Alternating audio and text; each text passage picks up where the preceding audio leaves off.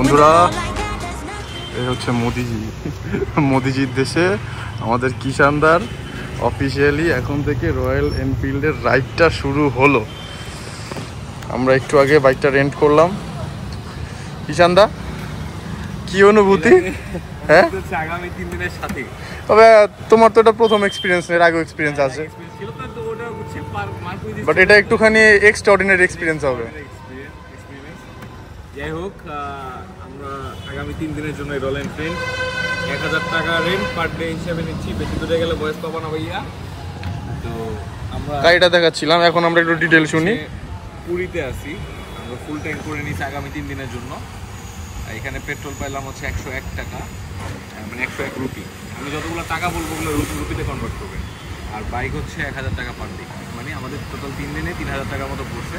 Extra কোনো advance দিতে হয়নি বা কোনো মর্গেজ টাইপে কোনো টাকা রাখতে হয়নি, সেফটি ডিপোজিট কিছু হয়নি, জিরো ডিপোজিট রাখতে হয়নি। জাস্ট আমার যা যা বেসিক ডকুমেন্টস আমি প্রোভাইড করছি, কোনো হার্ড কপিও লাগে তারা জাস্ট ছবি তুলে রেখে দিছে। এবং আলহামদুলিল্লাহ they were very fine, they were very friendly, they were helpful, they both were helpful.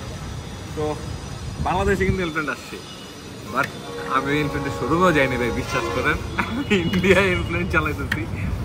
তো অ্যাটলিস্ট অন্য একটা প্ল্যান ছিল, সেই প্ল্যানের বাইপাস প্ল্যান হচ্ছে আমাদের পুরী প্ল্যান। যা হোক, সমস্যা কি, এটা খারাপ কি? মানে ভাবছিলাম রসগোল্লা খামো, খাইতাছি দই। তোমার একটা ক্যামেরা ঘুরাই আমরা তোমার। তো আমাদের আজকে শুরু, আর অনেক কিছু আছে, আমাদের সাথে থাকে, দেখতে পাবেন। জানি দুইজনকে খুব বিধ্বস্ত লাগতেছে, বাট কিছু করার নাই। চলো হালকা পাতলা একটুখানি আমরা এখন বেরোই এখান থেকে। চলো সোজাই যাবো, জানি না। ডান দিকে।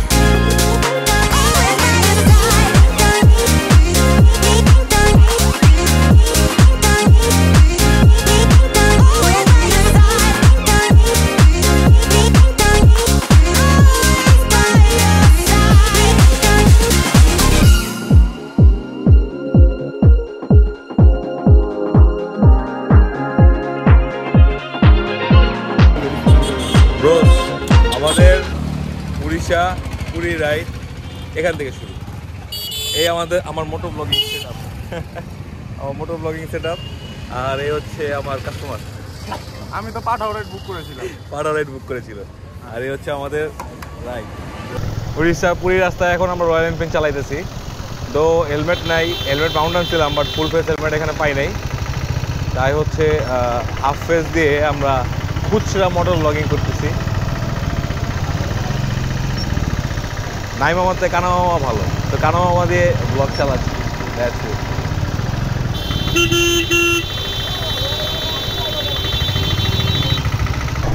কোনাক টেম্পল এখান থেকে প্রায় হাবিবি এখান থেকে প্রায় 35 কিলোমিটার, 35 কিলোমিটার। এই হচ্ছে পুরীর বিয়ে, দেখবেন এখন আমার জানি না কত দেখা যাবে। এই হচ্ছে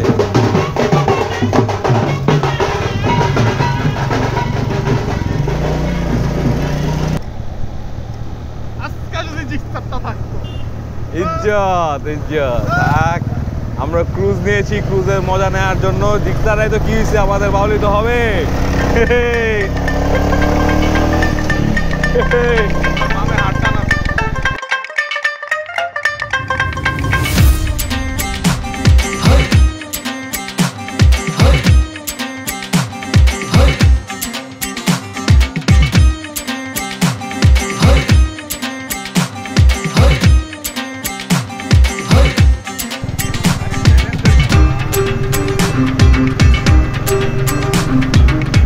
রাস্তাটা আমাদের কক্সবাজার রুটের মতো লাগতেছে এখনই এক্স্যাক্টলি। হ্যাঁ, মনে হচ্ছে এক সাইডে পাহাড়, এক সাইডে সাগর, তো এখানে বালির মাঠটা, কিন্তু ফিলটা ওরকম দিচ্ছে, সাগর আছে এই পাশে।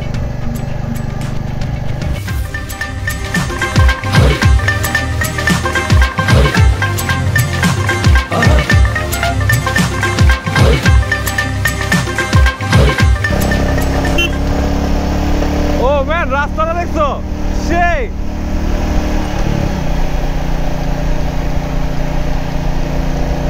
আমাদের bypass Orissa plan is on. আসলে কি বলবো বুঝতেছি না, একে তো ফুল ফেস হেলমেট নাই, চোখে ধুলা ঢুকতেছে, বাট ওর রাস্তাটা দেখো ম্যান, পুরা Dhaka. But we are enjoying it. উড়িষ্যাতে বাইক রাইড করে আমরা ফার্স্ট ডে অ্যাট রাইড, হ্যাঁ আমরা কোনাক যাচ্ছি অলমোস্ট 35 কিলো, আর মনে 10-15 কিলো আছে, বাট রাস্তা ইজ অসাধারণ, আর গাড়ি মাথা নষ্ট। Nice view.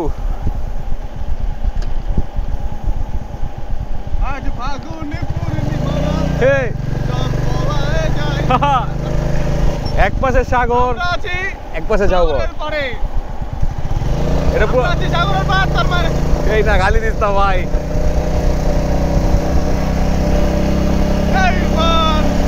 এখন হচ্ছে আছি কোনাক টেম্পলে, তো এটা একটা এনশিয়েন্ট টেম্পলে পরিণত হয়েছে। এখানে এখানে এখন আর পুজো আর কো এখানে এখন পূজা হয় না, এই মুহূর্তে পূজা হয় না, পূজা ক্লোজড, শুধুমাত্র দর্শনার্থীদের জন্য, মানে অ্যাজ এ ভিউ, বা কেউ যদি চায় যে ঠিক আছে, কারণ এটা কিন্তু ওয়ার্ল্ড হেরিটেজের মধ্যে হ্যাঁ ইনক্লুড করা। তো যেটা বলতেছেন, এখানে ছায়া নাই, একদম রোদ অবস্থা খারাপ। এই টেম্পলটা এখন আর পূজা টুজা হয় না, মূলত আমরা যে রথ যাত্রার ইতিহাস এবং সেই সময়কার ইতিহাস হচ্ছে এই মন্দিরটার সাথে জড়িত, এই কোনাক টেম্পলের সাথে জড়িত। আর এখন তেমন পূজা টুজা হয় না, এখন দর্শনার্থীদের জন্য এটা উন্মুক্ত, যেটা অল্প বললো আর কি, ওয়ার্ল্ড হেরিটেজের মধ্যে পড়ে গেছে। তো এইটাই ঘুরে দেখতেছি, বাট ফ্যাক্ট হচ্ছে এইটার প্রত্যেকটা ইটে ইটে এক একটা স্টোরি। আপনি যদি একদম শুরু থেকে শেষ পর্যন্ত, এই যে আমার পিছিয়ে যেই এগুলো দেখতেছেন, প্রত্যেকটা আর্কিটেকচার যেগুলো খাঁজ কেটে কেটে বানানো, ওয়ালে এগুলো সবগুলোর মধ্যে এক একটা স্টোরি। মানে টোটালটাকে আপনি যদি একবারে ইনক্লুড করতে চান, এনকোডিং করেন, তাহলে আপনি একটা স্টোরি পাবেন, যেটা আমাদের পক্ষে সম্ভব না। হ্যাঁ, মানে ছবি দেখে দেখে যতটুকু বুঝতে পারতেছি যে এটা টোটালটা আর্কিটেকচারে একটা স্টোরি মেক করা হয়েছে। কোনাক টেম্পল, কোনাক সান টেম্পল বলে মনে না, কোনাক সান টেম্পল বা সূর্য মন্দির যেটা আর কি, এটা ঘোরা শেষ পর্যায়ে আমাদের। তো এই যে এখন বসে আছি হচ্ছে, এটার এক ধরনের এন্ট্রি গেট বলা চলে। এটা হচ্ছে পিছের মূল মন্দির, আর এটা হচ্ছে এন্ট্রি গেট, পিছে আবার একটা এক্সিট গেটও আছে। তো এইটা হচ্ছে আপনার ছোট করে যে যতটুকু বলতে হয় যে 1300 শতাব্দীতে উড়িষ্যার রাজ্যের পুরী জেলায় কোনাক নামক কোনাক শহরে হচ্ছে এটার অবস্থান। তো আনুমানিক ধারণা করা হয় যে মন্দিরটি 1255 খ্রিস্টাব্দের পূর্বে বা তারও আগে এই মন্দিরটি নির্মাণ করা হয়। আচ্ছা, এখন কথা হচ্ছে যে এই মন্দিরের দূরত্ব কতটুকু। আমরা যেখানে উঠছি, আমরা হচ্ছে পুরীতে, আমরা যেখানে ছিলাম উড়িষ্যার পুরীতে, পুরী শহর থেকে এটা 35 কিলোমিটার দূরত্বে, এবং যদি আপনারা ভুবনেশ্বর থেকে আসেন তাহলে সেটা 65 বা 70 কিলোমিটার আপ ডাউন হতে পারে। যে কোনো ট্রান্সপোর্ট, যে কোনো মাধ্যমে এখানে আসতে পারবেন, যে কোনোভাবে এখানে আসতে পারবেন। পাবলিক ট্রান্সপোর্ট নিয়ে আসতে পারবেন। পাবলিক ট্রান্সপোর্টে আপনার পার্কিং কস্ট আছে, যেহেতু আমরা বাইক নিয়ে আসছি, আমরা বাইকের কস্টটা জানি। আমাদের কাছ থেকে বাইক পার্কিং মানে 20 টাকা রাখছে না ভদ্রলোক, 20 টাকা রাখছে বাইক পার্কিং।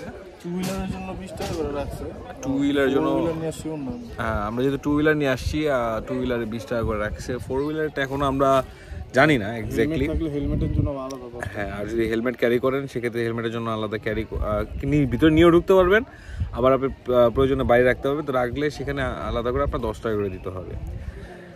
আর হচ্ছে টিকেটের যে বিষয়টা, বেসিকলি আপনার সার্ক আন্ডারে, সার্ক অন্তর্ভুক্ত যে দেশগুলো আছে, যেমন আমি বাংলাদেশ থেকে আসছি, তো তাদের জন্য সব একই 40 টাকা টিকিট, লোকালদেরও 40, সার্ক আন্ডারেও 40। আর যারা হচ্ছে ইউরোপিয়ান স্টেট বা আউট অফ সার্ক, তাদের জন্য কত ছিল? 600 টাকা টিকিট প্রাইস।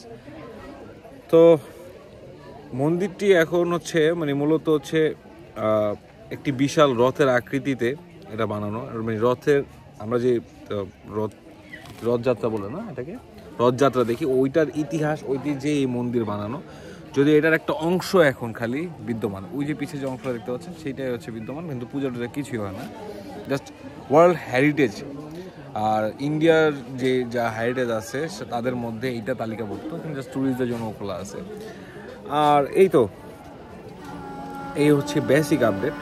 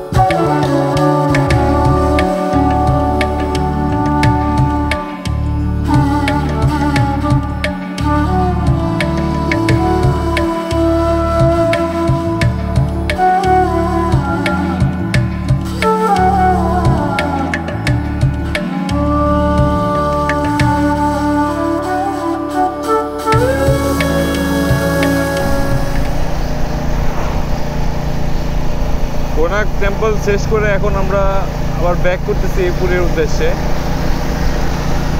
আমি জানি না আমার ভয়েস কতটুকু শোনা যাচ্ছে, আওয়াজ ক্লিয়ার আছে কিনা জানি না, অনেক বাতাস। আর রয়্যাল এন্ট্রি মানে একটু খুললাম, আর মোটো ব্লগিং সেটা প্রপারলি নাই বিধায় এখন হয়তো বা ভয়েস তেমন শোনা যাবে না, কারণ বাতাসের জন্য। দেখা যাক কী করতে পারি পরবর্তীতে। এখন হয়তো বা ভয়েসটা ক্লিয়ার শোনা যাবে। যাই হোক, এই তারের ঝাই ঝামেলা এগুলো ক্ষমা সুন্দর দৃষ্টিতে দেখবেন আশা করি, কিছু করার নেই। তারপর ট্রাই করতেছি যেন ভয়েসটা সুন্দর মতো আপনি দেখে দিতে পারি। ওকে, পুরীতে আজকে হচ্ছে আমাদের দ্বিতীয় দিন চলতেছে, আর রয়্যাল এনফিল্ডের সাথে আজকে দ্বিতীয় দিন। তা আমরা পুরী থেকে 35 কিলোমিটার দূর কোনার্ক সান টেম্পল ঘুরতে আসছিলাম। তো এখন হচ্ছে সান টেম্পলের ইতিহাসটাকে বলছি। দ্য ফ্যাক্ট ইজ পুরীতে অনেক গরম ভাই, মানে প্রত্যাশার থেকে বেশি গরম। হ্যাঁ, বুঝতে পারি না এই যে পুরীতে এত গরম। তো এখন কিছু করার নাই, ব্যাক টু ব্যাক 2টা সি বিচ ট্যুর হয়ে গেল ওয়ান কাইন্ড অফ। যদিও জানতাম না যে আমি এখানে আমাদের বেসিক হচ্ছে সি বিচ টাইপ হবে বা সি বিচ ভিত্তিক বেসিক ট্যুর হবে। I didn't know, but the fact is right now যে এইটাই হচ্ছে আমাদের বর্তমান ট্যুর, যে from one Cox's Bazar to another Cox's Bazar, back to back, খুব বেশি দিন ডিস্টেন্স নাই। তো দ্যাটস ইট, এই হচ্ছে আপাতত আপডেট। আমার সফরসঙ্গী যে আছে অর্কর হচ্ছে 3টার দিকে পূজা দিতে হবে। তো এখন ইন্ডিয়ার টাইমে 2:30 বাজতেছে, আমাদের কাছে আধা ঘন্টা আছে। তো মোটামুটি 30-40 মিনিটের মধ্যে আমাদের যেতে হবে। আর আমাদের সামনে আরেকটা ভিউ পয়েন্ট আছে, সেই ভিউ পয়েন্টে আমরা কিছুটা সময় দিব।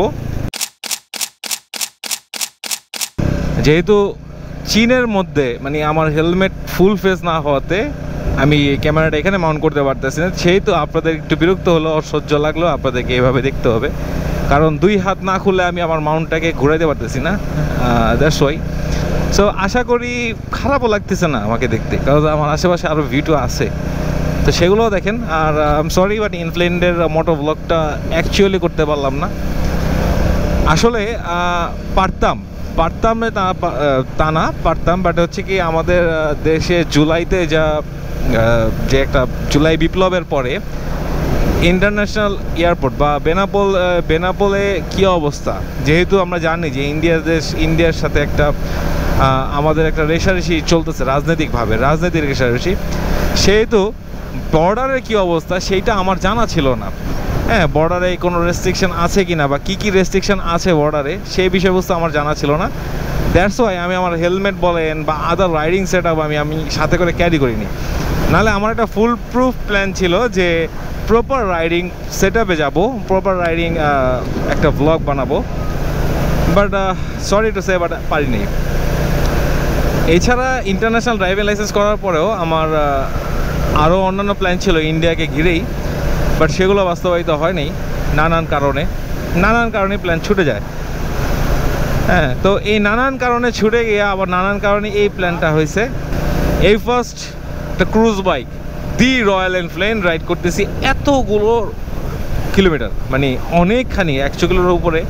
এর আগে just park street, colony street থেকে মার্কুইজ থেকে কলোনি হালকা একটু চক্কর দিয়েছিলাম, তাও মনে হয় প্রায় 2-3 বছরের আগে, হ্যাঁ, বা তার বেশি হবে এরকম।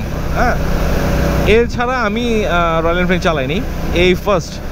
তবে পুরীটা যেহেতু বিচ সাইড, তো পুরীটার মেইন অ্যাট্রাকশন হচ্ছে বিচ। তো পুরীতে হচ্ছে আপনার এই টাইপের ক্রুজ বাইক বা রয়্যাল এনফিল্ডের এই টাইপের বাইকগুলো একটু কম।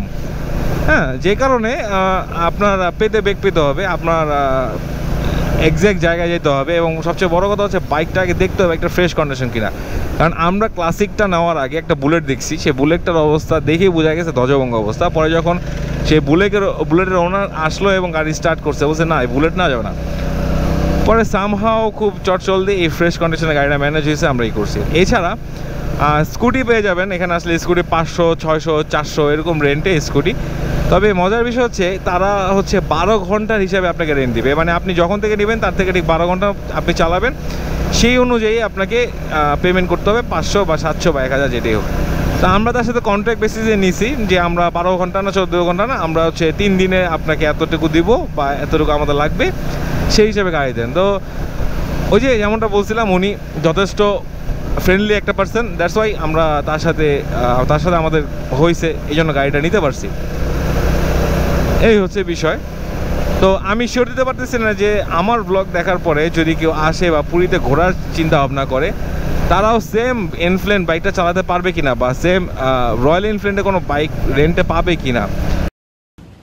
ব্রোস, এখন ইন্ডিয়া বাসে বিকাল 5টা। আমরা আমাদের যাবতীয় কাজকাম শেষ করে এই যে পিছের সুইমিং পুলটায় ডুবাইলাম 1 ঘন্টা, আর এই যে পিছের লালটা পুরোটি আমাদের। আমরা উঠছি হচ্ছে লাল বিল্ডিংয়ে, এ হোটেল।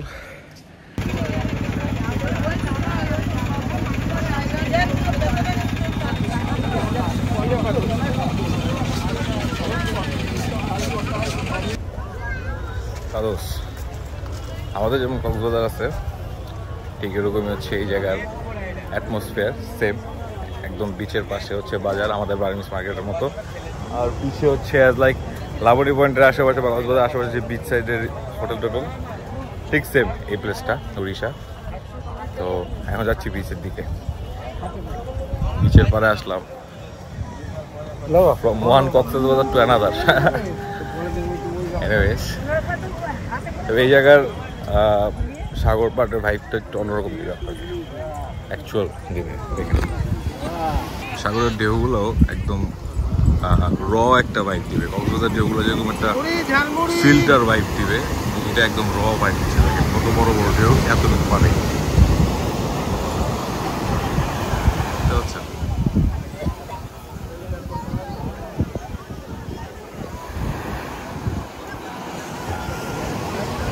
এখানে আকর্ষণ হচ্ছে উট, তো চাইলে এখানে একটা ঘোড়া আছে, ঘোড়া রাইড করতে পারেন, আবার হচ্ছে উটও রাইড করতে পারেন।